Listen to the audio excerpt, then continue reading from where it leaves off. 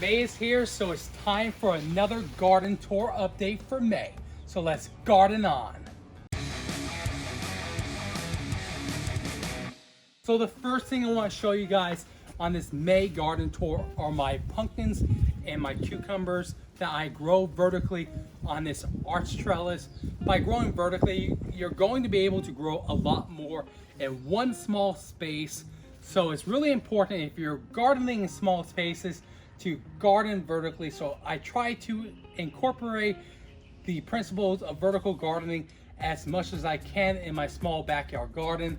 So I'm growing some pie pumpkins over here, and you want to be sure to hand pollinate if you don't see a lot of bees. You want to find a male flower just like this.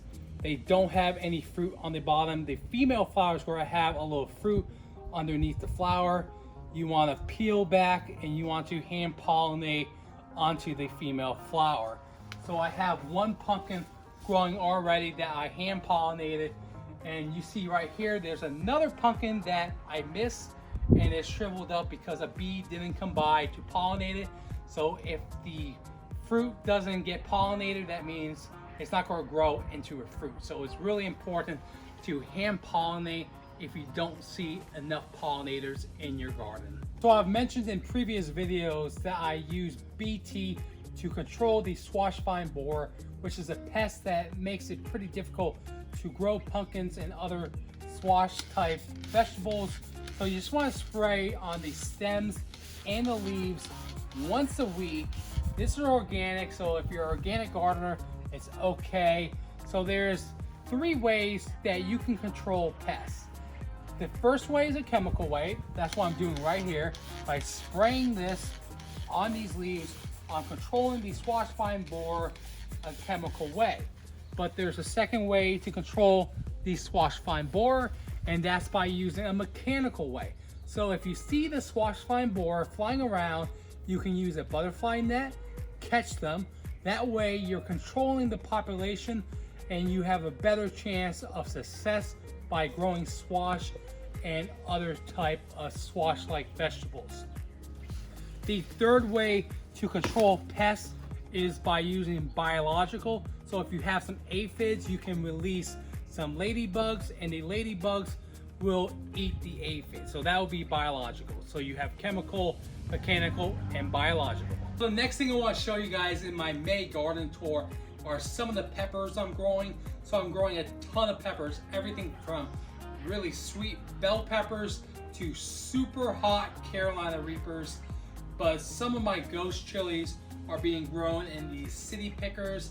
I have ghost chilies and some other hot chili peppers in these, and they almost seem like they're growing better in these grow boxes than in the ground. So these are some bell peppers and some jalapenos, and the peppers are in these city pickers look like they're healthier and growing at a better rate than the ones in the ground. So if you guys want to pick one of these up, I'll have a link in the description where you can get one. But there's a lot of stuff growing in this small space. I have some more slicing cucumbers on here. I made this trellis right here, so it's really easy to make. All I did was take some fencing and some rebar, and you just put it right in the ground, and the cucumbers will grow right on this, no problem. So the next update I want to give you guys in this May garden tour is how everything is growing in my green stock vertical garden tower. As you can see, I'm growing some peppers. These are cayenne peppers, even eggplants. There's a little eggplant growing here, and there's another eggplant growing here. There's a few eggplants that are ready to form on this one. But one of the things that didn't do well in this planter was my chamomile and muscadine. I think we had a lot of rain the last couple weeks, so chamomile doesn't like a lot of wetness. So it was just too wet for some of this chamomile. As you can see right here, it just shriveled up and died because it was just too humid for it. But everything else in this green stock vertical garden tower is looking very good, including this oregano.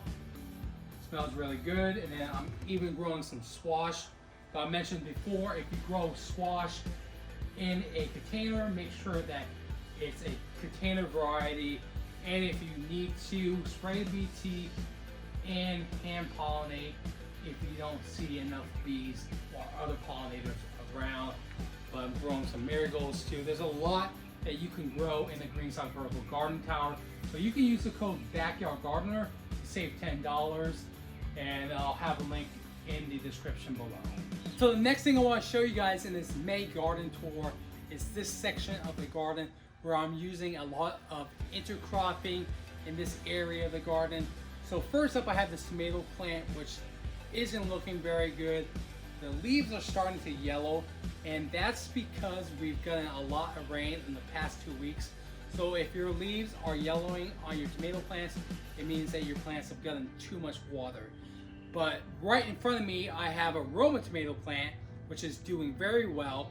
It has a ton of fruit on it, and these fruit are almost ready to be picked. So stay tuned for a garden harvest video where I'm going to pick everything in my garden. So make sure that you guys are subscribed to my gardening channel if you guys aren't yet. But Roma tomatoes seem to do very well in Houston, Texas and Zone 9. They've done very well for me in the past, so I'm going to continue to grow them. But there's also some peppers growing in this section of the garden. They're growing very well over here. But also right here I have some grapes. My grapes haven't produced any fruit yet. They're 3 years old, so hopefully this year I'll finally have some fruit. But it's really hard to grow grapes and blueberries in Houston, Texas, but I'm trying. There's also some blueberries over here too. So again, I'm growing a lot of things in this area. So onions, green onions to be exact, tomatoes, peppers, and basil, and some other herbs like borage. So the next thing I want to show you guys in this May garden tour are all my potatoes I'm growing. These are going to be ready to be harvested very soon, in about 2 or 3 more weeks. But you know, the harvest potatoes, when they start to yellow and die back, that's when it's going to be time to pick these. But I'm looking forward to harvesting my potatoes. I'm pretty excited. I'm going to have enough potatoes to last me for quite a few months. So looking forward to that, and stay tuned to that video where I dig up all these potatoes. So the next thing I want to show you guys is my pomegranate tree, and that you're not always going to have success when you're gardening. So it's okay to have some failures. That's how you learn. But so this is a pomegranate tree that got way too heavy for its own weight. So like I said, we had a lot of rain, and it's because of that rain, it's just way too heavy right now. But that's because the root system is not very strong. So the extension agent recommended that I prune this tree back. That way the root system will have some time to develop and become a stronger tree. So that's going to set me back some time. But hopefully once I prune this tree, it'll come back stronger. Alright guys, so that was my May garden tour video. As you can see, everything is growing crazy right now, just like a jungle. I can't wait to see what my garden is going to look like in a month from now. But if you guys like this video, go check out my April gardening tour video where I give you some tips on gardening in small spaces. But if you guys like this video or found it helpful in any way, please consider liking the video and subscribing for more gardening and cooking videos. Thanks for watching.